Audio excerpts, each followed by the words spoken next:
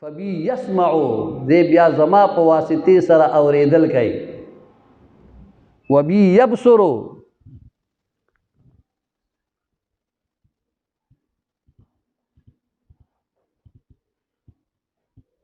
زما په واسطې سره اوریدل کوي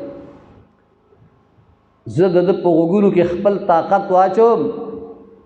بیا د اوریدو د پاره د قرب او د بعد فاصله په منځ کې نه وي کده بیا په هر ځای کې وي خو اوریدل کوي او وبی یبصرو او بیا دې زما په واسطې سره قتل کوي دا غي د پاره د قرب او د بعد فاصله نه وي کده هر ځای کې وي او هغه سیستنه ډیرم لري خو دی ویني وبی ينطقو دې زما په واسطې سره بیا په جبه باندې خبرې کوي وبی یبتشو او دې په ما سره نیول کوي یعنی زما په واسطې سره نیول کوي د لاس کې زدا سه طاقت واچوم دې په غي سره نیول کوي وبی یمشي او زما په واسطې سره بیا دې تک کوي بیا د لری د نږدې مسافت یو شانتی وي دې بیا په یو قدم تر عرش پورې رسی او مالیدلې دې رفتار د درویشان هغه مسافت بیا قطع شي الله جل جلاله بیا د په اندامونو کې خپل طاقت واچي نو دې فرمای فتهذبوا بما سوى الله تعالى كما قال الله جل وعلا شانه قل جاء الحق وزهق الباطل ان الباطل كان زهوقا اوس رب ذوالجلال چې دی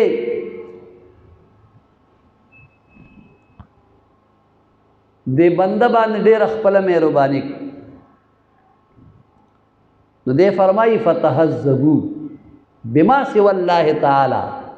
بما سوى الله نه خپل ځانونه پاک او صاف کړي بس دې باطن ته د خپل رب انوار راولي تجلیات راولي فیضات او برکات راولي نو بیا بس چلو شي قل جاء الحق وزهق الباطل حق چراشي نو باطل ختم شي چې رب انوار او تجلیات دنن رااله رضایل به بهر وزي به ختم شي صفائی د باطن به پیدائش او ان الباطل کان زهوقا یقینا چې دینو باطل ختمېدو واله اوس چې کله په دې باندې انسان مشرف وګرځي نو فحصل مقام الواء دا وو مقام د حاصل شو د پدریم هغه صفت د تصوف باندې متصف وګرځید دارنګي سلورم حرف چې د پدې تصوف کې فا هغه مبارک د فا مبارک لیکي واما الفاء فهو الفناء في الله جل جلاله د فا نه مراد چې دی نو دا فنا فی الله چې دا الله جل جلاله په محبت کې انسان فانی شي فاذا افنا صفات البشریه کله چې د بشری صفات فنا کی یبقى صفات الاحدیه دا احدیت صفات بیا پد کې باقی پاتې شي کله بشری صفات فانی شي نو د احدیت هغه صفات پد کې باقی پاتې شي وهو سبحانه وتعالى او الله جل جلاله چې لا يفنا هغه خو نه فانی کیږي ولا يزول نه غل زوال شي هغه زوال نشته او فنا ورل نشته نو فبقي العبد الفاني مع الرب الباقي نو بیا دا فانی بندا د خپل باقی رب سره دیم باقی پاتې شي په خبر اوره سي په بقا باندې مشرف شي ومرضیاته او دارنګي د الله تعالی جل جلاله د رضا د خوخي او د خوشنودۍ په هغه سایه کې دی راشي، د رب ذوالجلال د خوشنودۍ او د رضا په سایه کې راشي. ويبقى القلب الباقي دا فانی، ويبقى القلب الفانی، او بیا چې دی هغه قلب فانی چې دی دا باقی وګرځېږي پس سره مع السر الباقي، په هغه سر باقی سره چې کله دی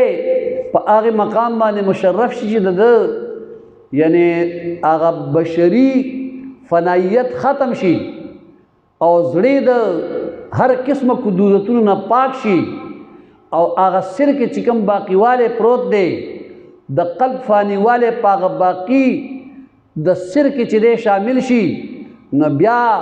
الله تعالی جل جلاله چې دی دته د بقا په مقام باندې یعنی شرف ورکی. ونظیرة او داغه مثال چې دی نو داره کما قال الله تعالی کل شیء هالک الا وجهه، یو د الله ذات باقی دی نور هر څه فانی کېدونکي دي. کله چې دی خپل ځان د خپل رب جل جلاله ته وسپاري داغه په محبت کې فانی شي، نو چې څنګه الله له بقا ده نو داسې دی بنده ته بقا ملوي شي. فاذا تم الفناء فيه، کله چې پد کې هغه فنا مکمل راشي، کله چې دی په مکمل طریقې سره د خپل رب جل مجده په محبت کې فانی شي، نو حصل البقاء فی عالم القربت، نو بیا په عالم د قربت د نزدېکت کې دته بقا حاصل شي، دته بقا حاصل شي. کما قال الله تعالی، لکه څنګه چې الله تعالی جل مجده په خپل کلام مبارک کې فرمایلی دي فی مقعد صدق عند ملیک مقتدر، دا د رب ذوالجلال کلام دی چې یاره الله جل جلاله بیا د په باره کې فرمایي چې یاره د په هغه رښتوني مجلس کې، په هغه رښتوني مجلس کې د قدرت والا بادشاہ چې الله جل مجده دی داغه په حضور کې، یعنی د هغه د بارگاه داغه د دربار مقرب دی هغه کسان چې کوم کسان د فنانا لاړ شي او د بقا په مقام باندې مشرف وګرځي، نو دی بیا د خپل رب په حضور کې همیشه د پاره چې دی نو دا مقرب وي، داغه سره وي، داغه تفویضات و برکات و انوار و تجلیات و حصی اخلي، دے د بقا په مقام باندې مشرف وګرځي. او دارنګي دے مبارک ورپسې فرمایي چې وهو مقام الانبیاء والاولیاء فی عالم اللاهوت، وی دا چې د خپل رب په حضور کې بیا دی مقرب وګرځيږي، نو دغه مقام د انبیاء او د اولیاء په عالم لاهوت کې مخصوص دی، په عالم لاهوت کې د دې لپاره مخصوص دی د انبیاء کرام علیهم الصلوات و تسلیمات لپاره او دارنګ د اولیاء کرامو مبارک هستو لپاره. کما قال الله تعالی والله مع الصادقین، لکه الله جل جلاله فرمایي چې الله د ډېر رښتونو خلکو سره دی، نو ډېر رښتوني خلک انبیاء کرام علیهم الصلوات و تسلیمات دي او اولیاء کرام دي. فالحادث اذا اقترن القديم لم يبق له وجود فاذا تم الفقر بقي الصوفي مع الحق سبحانه وتعالى ابدا. کله چې دا حادث یوځای شي د قدیم سره،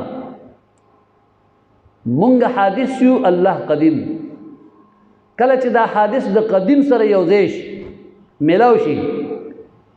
نو بیا د وجود باقی پاتې نشي، د وجود بیا باقی پاتې نشي. کله چې فقر دا چې د اتمام ته ورسیږي، تماموالی ته ورسیږي، نو بقیه صوفی مع الحق سبحانه وتعالى ابدا،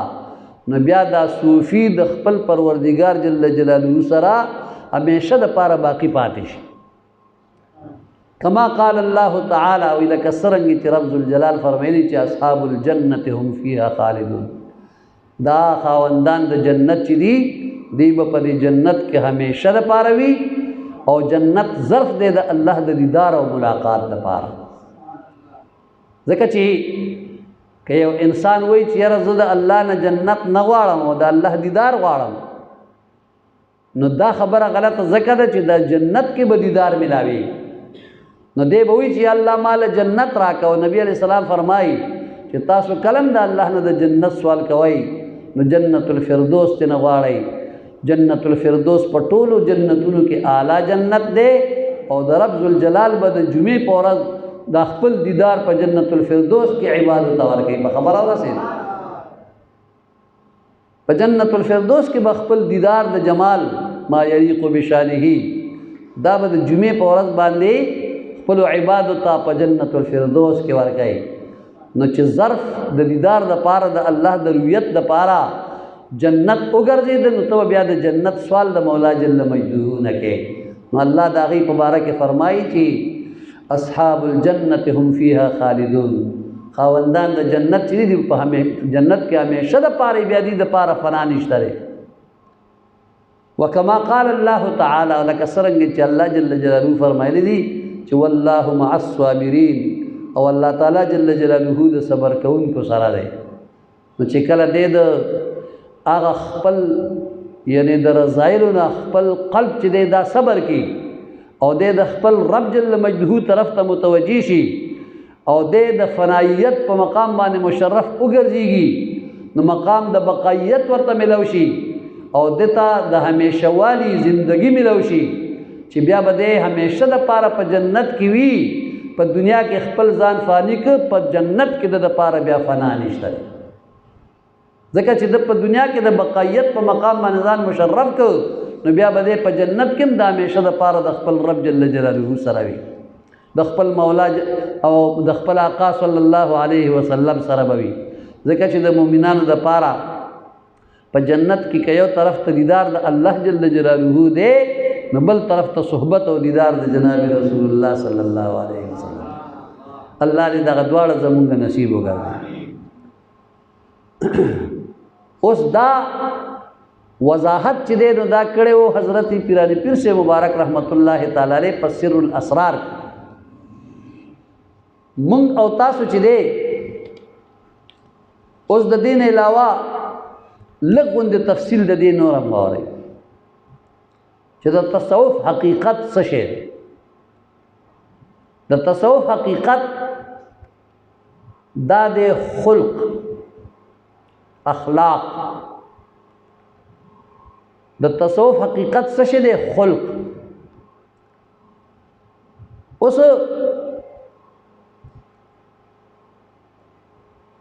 د خلق اخلاق دو جزء دي. یو چې دی د خپل خالق سره اخلاق چلول، او دویم چې دی د مخلوق سره اخلاق چلول. د خپل خالق سره اخلاق چلول دا څه شی او د مخلوق سره اخلاق چلول دا څه شی؟ د خالق سره د اخلاق مطلب دا دی چې بنده داغه په قضا باندې راضي شي، یو داغه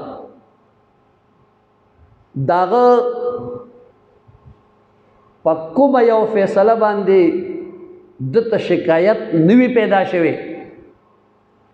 د هغه هر فیصله په سر او سترګو دته قبول او منظور وي. دې ته وایي اخلاق د خالق سره. دویم نمبر اخلاق د مخلوق سره. د مخلوق سره د اخلاق او نیکخویی مطلب دا دی چې یاره د مخلوق سره متعلق کومې ذمہ داریانې په ده باندې عاید کیږي، هغه به د الله جل جلاله په د رضامندۍ او خوشنودۍ د پاره دی ادا کوي، د الله په خاطر به ادا کوي، او په دې کار کې به بل کوم غرض د ده وړاندې نه وي، نه به دنیاوي وي نه به نفسانی وي، نه به څه بل غرض او مقصد وي، صرف غرض به د الله رضا حاصلول. د مخلوق سره اخلاق دا د الله یو دوست دی حضرت مرتعش رحمت الله تعالی علیہ نومید آغا مبارک فرمائی التصوف حسن الخلق تصوف ستوائی وی دا خیستہ اخلاق توائی خیستہ اخلاق تا تصوف وائی دا د خیستہ اخلاق نوم دی او د اغی دری قسمونه دي د خیستہ اخلاق دری قسمونه دي اول نمبر د الله تعالی جل جلاله سره نیک خلقی دا نیک خلقی د الله جل جلاله سره چې دغه څه مطلب وی دغه مطلب داره چې د هغه د تمام احکام سره د وخت په مقدار باندې یعنی د ریا نه بغیر او د پوره اخلاص سره تعمیل او اطاعت کول چې د وخت په مقدار ریا هم پاږي کې نه وي بلکې د وخت د سر په مقدار باندې پاږي کې به ریا نه وي او دارنګي دے بچ دے په اخلاص سره په مکمل طریقې سره د الله جل جلاله د تمام احکام او تعمیل او اطاعت کوي دي توي اخلاق د مولا جل جلاله سره دویم نمبر د مخلوق سره نه خلقی چې داغه مطلب داره چې د خپل ځان نه لوی خلق سره یعنی د عزت د خپل ځان نه لوی خلکو سره د عزت او د خپل ځان نه د کم خلکو سره د وړو سره چې تا نه په عمر لحاظ سره کم دي هغه سره د شفقت او د مهرباني او د خپل هم رتبه خلکو سره د برابرۍ او د مساوات معامله کول او د دې په ایوس کې داغونه د بدلی خواهش نه کول چې دې مال د دې څه بدله راکړي ما سره د دې په ځای باندې څه احسان وکړي نو مطلب دا دی چې د هغې خواهش نه کول دا د مخلوق سره نیک خلقي ده او دریم نمبر نیک خلقي چې ده د هغې قسم دا دی چې د شیطان او د هغه د خواهشات نفسانی پیروي هرګز ونه کړي نو دې ته دریم قسم د نیک خلقی وایي چې د شیطان او د خپل نفسانی خواهشاتو پیروي هرګز ونه کړي دې ته وایي دریم قسم د نیک خلقی دا علامه مرتعش رحمت الله تعالی علیه هغه بیان کړي دي چې یاره اخلاق چې دی دا تصوف چې دی دا د نیک خلقی نوم دی د نیک اخلاقو نوم او بیا د هغې دا درې قسمه بیان کړي دي کوم چې ما ستاسو په مخ کې بیان کړي د نبی کریم صلی الله علیه وسلم مبارک یو نوسید حضرت محمد بن علی بن حسین بن علی بن ابی طالب رضی اللہ تعالی عنہم اجمعین هغه مبارک فرمای چې التصوف خلق تصوف چې د اخلاق فمن زاد عليك في الخلق زاد عليك في التصوف څوک چې یعنی د اخلاق په لحاظ سره اوچتو نو هغه په تصوف کې موچت دی په خبر اورسید چې د اخلاق په لحاظ باندې څوک اوچتو نو هغه به د تصوف په لحاظ باندې اوچت وي ځکه دا تصوف د اخلاق نوم دی د نبی کریم علیه الصلاۃ والسلام بیبي مبارکه ده بیبي ام سلمہ رضی الله تعالی عنها دې مبارکه د نبی علیه الصلاۃ والسلام مبارک نه تپوسو قربان چې د یو ښځې خاون وفات شي بیا د عدت نه پس دا بل خاوند بیا غم وفات شي د بیا د عزت د تیریدو نه پس بل خاوند هغه هم وفات شي د عدت تیریدو نه پس بل خاوند څلوره به بیا هغه هم وفات شي دا ښځه هم وفات شي د قیامت پر ورځ به د څلورو خاوندانو کې دا د کوم خاوند سره ام سلمہ رضی الله تعالی عنها د نبی علیہ السلام نه تپوس نبی کریم صلی الله علیه وسلم مبارک ورته فرمایل چې په دنیا کې د کوم خاوند اخلاق ور سره خېستو دا به دغه خاوند سره په قیامت کې جنت کې